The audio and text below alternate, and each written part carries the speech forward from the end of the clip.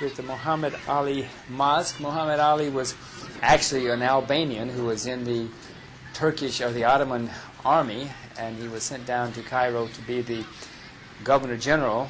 And before you knew it, he sort of more or less had taken over, and Egypt was his. He didn't pay much attention to the Turks anymore, and they de facto let him do it. And he ran Egypt for several decades. In fact, his heirs became ultimately the kings of Egypt, the last being King Pharaoh, who was thrown out in 1952. In any case, he made extensive changes in Egypt. He reformed the educational system, many other things, and was quite a powerful and wealthy ruler during the early 19th century. He came into power about 1801, I think, when Napoleon finally left. One of the stories about him is he invited all of his rivals, 500 of the native Egyptians, the Mamluks as they were called, to a dinner.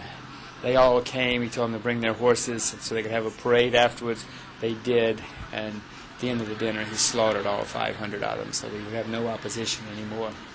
This mosque he built, as you can see, it's a gigantic monument to Islam and to Muhammad Ali. It's built within the citadel, which is the great fortress of Cairo.